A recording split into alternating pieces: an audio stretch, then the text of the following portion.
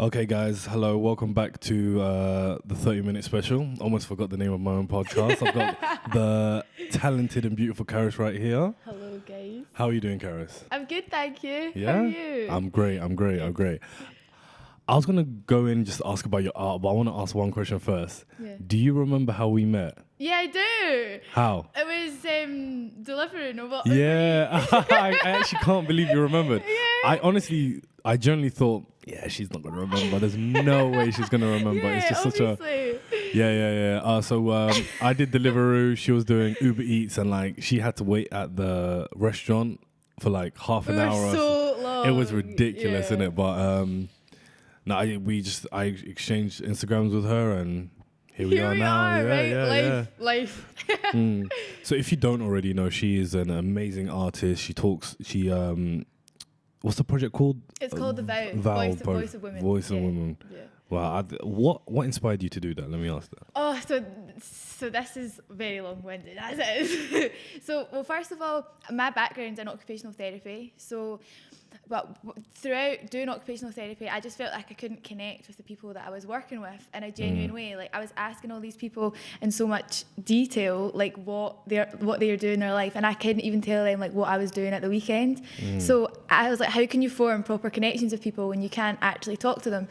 And then like I always did like art on the side, and I was like, I really want to think of an idea that I can encompass like what being human really means. And then after the death of George Floyd and with the protests in Glasgow, like I was watching all these people, all these black women up there talking about the experiences that they've had, and I've got mixed ethnicity, so like a lot of my family are black, and I know the experiences that they've had. So I was listening to these, it was that moment I was standing there, I was like, this is ridiculous, because the only thing that's different between this woman and me is the colour of our skin and the experiences that they go through. So I was trying to think of a way that I can portray all these issues, and also issues of like as a woman needing to feel like pretty, and if you don't feel pretty then you feel really shit about yourself, and we're overly sexualized all the time. But when we want to be sexy and we want to feel good about ourselves, it's like, oh, like she's like arrogant or like full of herself and all this thing, and it's almost like a bad thing for us to be feeling ourselves. But if other people are like wanting to put that on us, then that's okay. And that was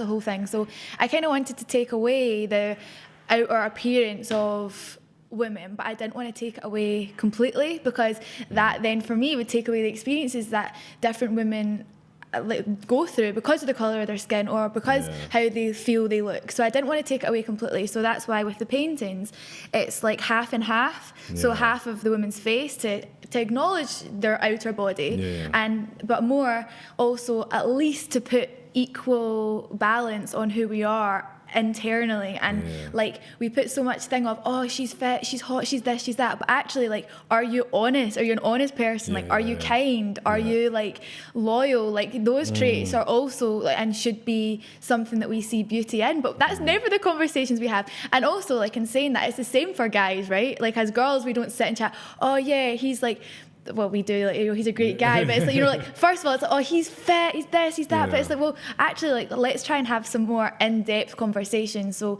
that's why each woman that I paint, they write their life story, so we can have that feeling of me too, like, I'm not alone, like, I've been through that, and we can be vulnerable in a way that doesn't make us feel like we're being vulnerable, because the women write the stories in their privacy of their own home to then share with me to put on the wall of an exhibition or on my website or whatever that is. So it's that way of being able to like not having to stand up in front of someone and say like, this is my story, but like you can read it and listen to it if you want and take something away from it, and then you realize that none of us are all that different. And for me, standing like at the BLM protest, the women that's up there, we're exactly the same, and as human beings we've all got a brain and a heart, and we're all feeling, and with men and if other people that identify as like non-binary or transgender or any of these things, we've all got a heart and a head, and we're all feeling the same emotions depending on what we're going through based on that. So that's an like amazing, that's an amazing answer for it. Do you just want to bring the mic a little closer to you? yeah there we go. Better. Okay. That's amazing, because my next question was like, what was the half face wow thing, but you've already answered that. That is, what's the what's the creative process for an artist? Yeah. Because that's one thing I want to know. Because with photography, it's kind of just more. It's different, right right? there, right in front of you. But with art, you have to. I mean, you have to make something from nothing, and I've always just found it so fascinating. Yeah. I thought it was amazing. Well, see, for me, right, like people in my life always said, "Oh, Karis, you should be an artist." I was like, I don't want to be an artist. That's so boring. Like, I just thought of being an artist in a room on your own, painting something. I'm like, that is so dull. Like, what? I don't want to do that. But then when so for me, it's more than the art. I always say the art is just a way to capture people's attention, and I try to look at it as like therapy through art, right? And so for me, the creative process is actually just trying to capture that woman and everything that they represent. So when you go closer to each image, on the painting, there's lots of little hidden images, and those images are things that bring that woman joy. So I think that we've all been through trauma, we've all been through stuff, but I don't think that defines who we are as human beings. Yeah. So I want to say that everything on that painting is what defines you. Your bravery, your knowledge, like the times that you were honest, all these things. I want the conversation to be about human beings instead of like, oh yeah, they've been through this, or, you know, they lost their mum when they were this. That's how we end up talking about people. Oh, watch that. But actually, let's try and talk about all the things that bring us joy. So for me, the artistic process starts off with an interview with each woman, and I look at all of the things that they feel brings them joy and makes their energy levels rise, because I think for me, when we start touching on those things, that's what brings us life, right? All those things that make us feel happy, make us feel joy, and make us feel like a sense of love towards something. So all of these women I have an interview with, I chat with them, and I suppose as well, part of the whole artistic process for me is the human experience of starting off with someone as a stranger. A lot of them I don't have no idea what they are about, and by the end of it, there's so much we have in common, even if they're from halfway across the world, even if they're like got a really high status and they're like a Hollywood actor, or even if they have a different body to me because they've got like a limb difference or something like that. There's still loads of stuff that we can connect with, and that's what I want to harness with each woman, and it's then just trying to put that into like a visual representation of what it is. So thankfully, like, I don't really see how I'm going to get to a point of like a creative block, because it comes from them, right? I just like, I'm taking everything that they're saying, literally just how I would do in like an occupational therapy interview, like a therapy interview with a person, and trying to understand how I can then implement their treatment. It's just like that, but it's like, okay, well, what makes you you? What is that? How are other people going to be able to relate to you and your story? And a lot of the time I don't read their stories until after I've done the painting, because I want to know about their trauma and what they've been through, just to be like listen, like, that's not that big a deal. Obviously, like, it's hard to go through, but don't put yourself down, because I think a lot of the things that we go through as human beings, we think, oh, we let that happen to us, or like, I could have done better, I could have done this, or I am this way because this happened to me, and it's not the case, right? We can't control what happens to us, and we're all just a part of a bigger thing.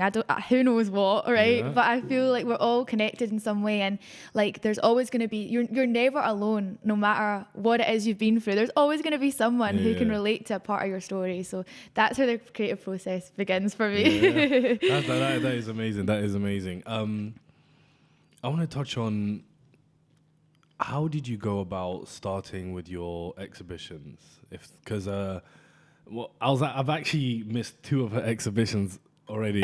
But hold on, let me at least explain. The first one I missed because I had moved back down to England. I think it was still up here. And then the second one, I actually got COVID on, because I was so pissed as well, because I had it all planned out, right? I went to Boardmasters working, came back up to Glasgow to do an induction for my course. And then when I came back down, I realized I had COVID.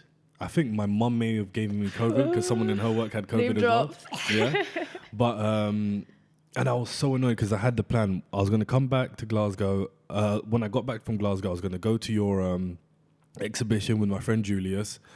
Then I was going to go off to work at Leeds Festival. Then I was going to come back. That was it. And then when I realized I had COVID, I felt so bad. Like, I was like letting you down, innit? Like, because like, honestly, she's such a nice person, very upbeat. Like, we've literally met one time our whole ever. And she's come all the way here just to do my podcast, which I really do appreciate. So thank you very much. No stress. But do you have any exhibitions coming up, and what's the process of starting an exhibition? Yeah.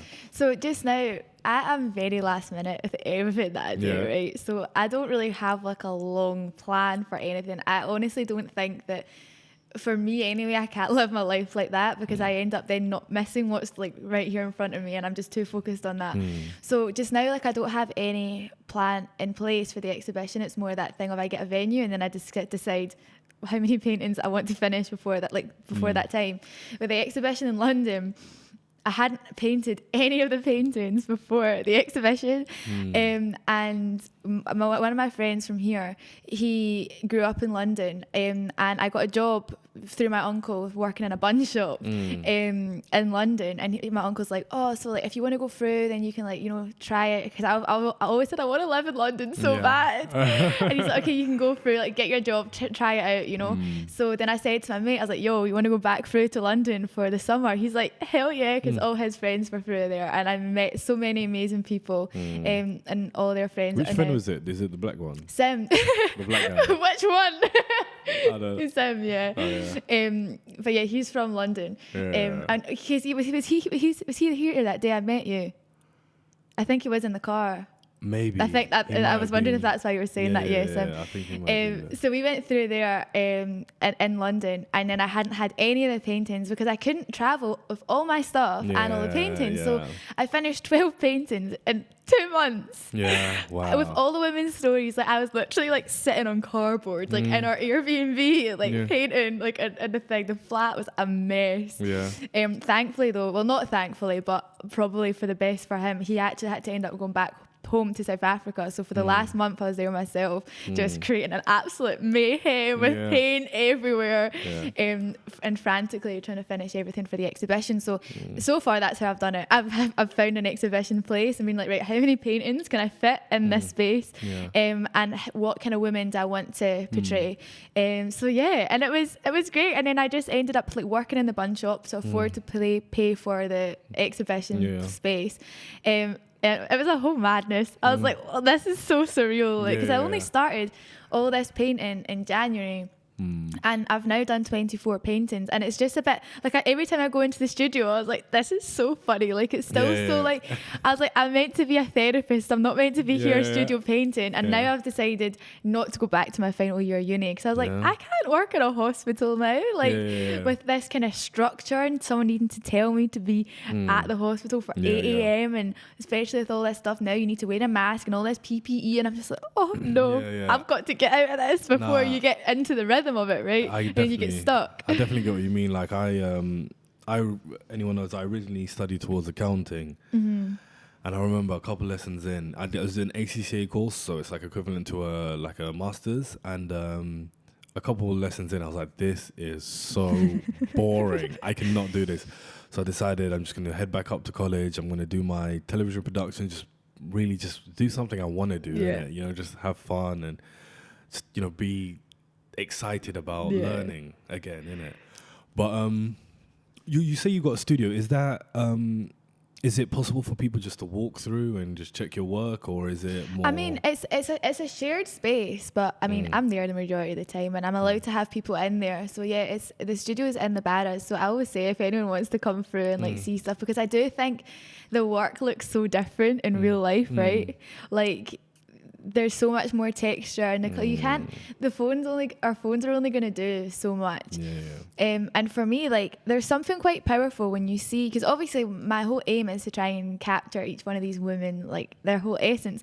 And when they're all like hanging up in the room, it's a really weird feeling, because it's as if they're there, because they're quite big as well, right? So it's as if like, and they're actually bigger than their real heads. So it's like, as if they're actually like there in the room, and like, it's weird. And sometimes, like at the exhibitions and stuff, some of the people that have come to view the work have started getting really emotional and like feeling that woman's pain, and I'm like, wow, that's crazy that you could like pick that up just from some paint. Because I think that's one thing that creatives like us we have in common. Like, before I started doing photography or anything, I'd look at a painting or a photo, I'd be like, well, that's a painting and a photo. Yeah. But then once I actually started getting into it, I started realizing what that person had to go through to do that and the process from start to finish. And then it's like so fascinating that like you get moved. Like I used to make fun of like, because it's usually in the movie, it's like the rich white people will look at a picture and I'll be like, oh, that's so the concept. I'm like, man, these white people are crazy. Yeah, right. But then when you actually see it from start to finish, it is like a really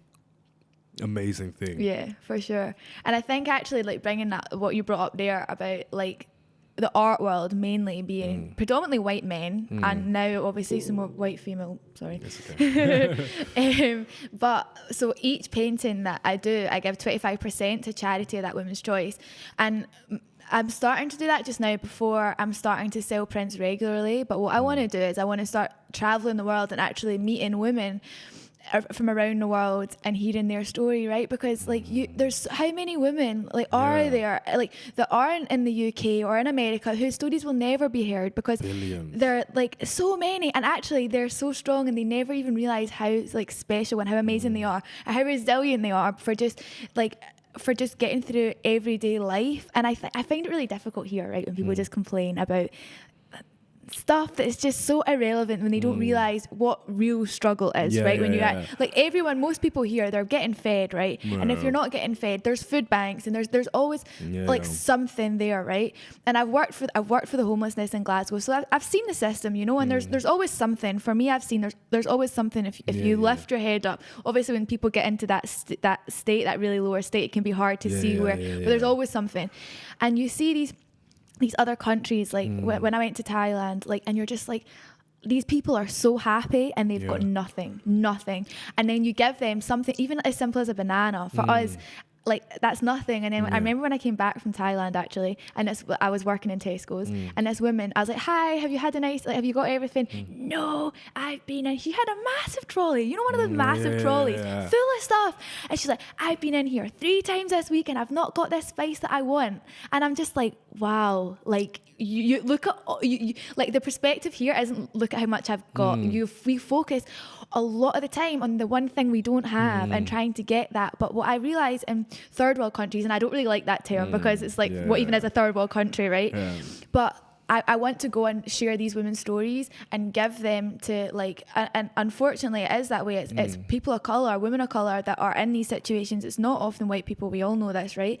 And share their stories and it not be that white saviour attitude, going there and being like, I'm come to save you. Like, no, like this is a collaboration, right? I've been doing this with people students, people who've got loads of money, people that don't have, like, you know, just are ordinary people. So it's not about like, I'm coming here to give you a great opportunity. It's like, I appreciate who you are as a person and everything that you've done, everything you've shared, and I want to share your story. If you want to, like, come on that journey with me and then give that 25% to that woman for it being like a collaboration and being like thank you for working with me. Do you know what I mean? Instead of like, I've come here to save you and you're gonna be underneath my charity and all this. But I think I need to grow everything a little bit more first, so that is actually something that could get someone through education or could support a family or some sort, you know? Yeah, because I did see that on your website, how you did. That's how you know she's like super successful, because I think so far she's raised over $1,000 for charity. Yeah, I can't remember how much it is. I think it was 1,200.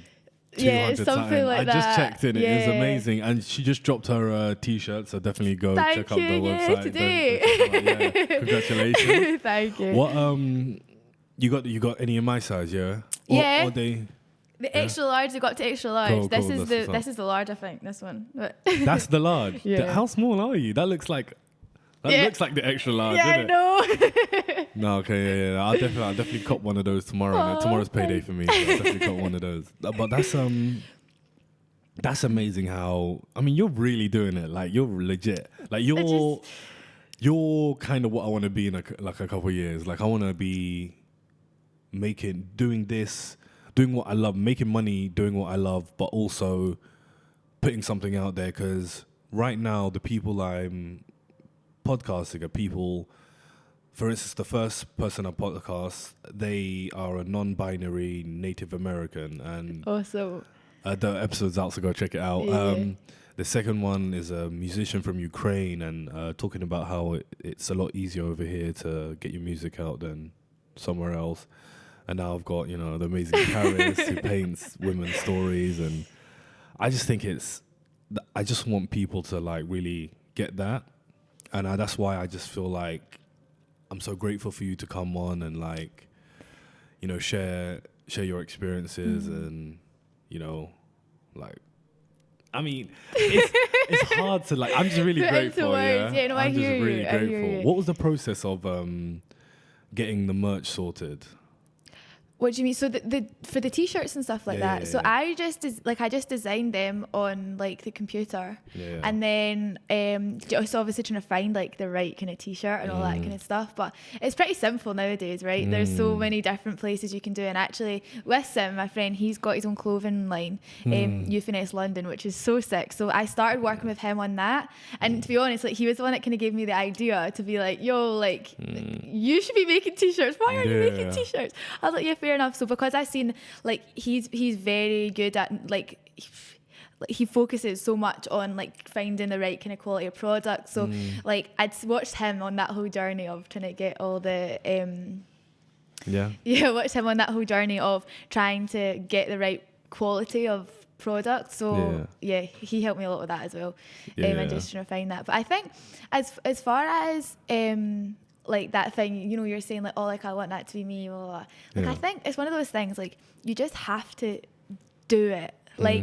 Like I went to London, like I was literally like, I mean, our shout out London, bang, bang. Yeah, London. I want to go back so bad. Oh, I don't like it, man. Oh, but I think see before I went, I was like, oh, London, like what is this? But I think like there's so much community in London. If you're in the right place, there's so much community. And for me, it was the people that I was around, right? Like I don't have that group of people here that is just so like multicultural and everyone's coming from a different view. But everyone, see what I'm trying to like promote from my artwork of everyone listening and just being open. I don't feel there's as much of that here as where I was in London, which is what I loved. I think a lot of people, especially when you hear them, oh, I want to go to London. I'm like, do you? Because don't get me, central London is all nice, but it's not so central. expensive. It's so Like, expensive. no. There's no way you're going to stay there. Yeah. But it's more out in the ends. It's what we call it. We call it the ends, isn't it? I'm like, yeah, there are lots of culture there, and it is great. But you also know how to move properly in the ends. If you can't just be as wild as you are in Glasgow, you'd get in trouble. It's so true. It's so true. Because I went through my Sim. He's like, Karis, like, wait, no. He's like, you can't be moving like that. I was like, okay, right. So no, Relax, but yeah, man. I know, literally. But that is definitely true because I remember when I first came to Glasgow, people come up to me and just be like, "Hi," I'm like, "Hi, yeah, we got a problem with something. What's up? You don't really realize." And you can't smile at anyone. That's what I find so hard. Everyone I'm going past, like, oh, he's like, "No, you just walk like this." Yeah, just walk, just mind your own business and keep going. Yeah. No, I think congratulations with all your success, honestly, and I'm definitely. Like, without a shadow of doubt, I'm definitely going to come down to the studio if that's possible. Of course. Because I have to see it. Yeah. And maybe we can collab sometime. Like, I love doing... for sure. I'm all about working with people, and I think that's it's about the community. Like, everything that I want to portray for my work. Sorry, I don't mean to cut you off. No, it's fine. But everything I'm trying to do for my work is like emanating how I want to live my life. Like the decisions I make in my work. Like I want to, if we were all operating from that way as a greater society and a greater community, we'd be in such a better place. And but that's what I was going to say to you, like about London. Like you can, it's so easy with social media to make all of this stuff flashy. Like where I was in London, our rent was like £1,000 a month. I was making £1,000 a month. Like we were eating nothing. Like at one point, like our ceiling actually collapsed. We didn't even have access to one of the rooms. So we're sleeping on a mattress on the floor in the middle of the living room. Like, and I just think like it's so Takes easy. you back. Right. It's so easy to be like, oh yeah, like we had a nice place because we ended up staying in Notting Hill because we're like, we need to be where it's at. Like we were like, oh, actually, it was £1,000 each. Our rent was £2,000 a month, and I was working like. So literally the amount of hours in the bakery to pay for my rent, and that was it. Like, and I think that you can do it. I think now when we've got no responsibilities, no kids, no partners, we need to be thinking about that's the time to do it. Like you can just do it, and that's what I did. Like, I just drop out of uni, like just do it, right? Like Nike. Just do it. Well, Karis, thank you very much for coming. I'm definitely going to come down to the studio to check. For sure. You know, I definitely have to use you as a model for my photography. Obviously. Yeah, I'm here for it. Of course. I'll make sure to have all her links down in the description, you know, website, everything. Make sure you read the Val project. It's amazing. And I wish you all the best. Thank you so honestly. much. Thank you for joining us. See you at the next one. Peace.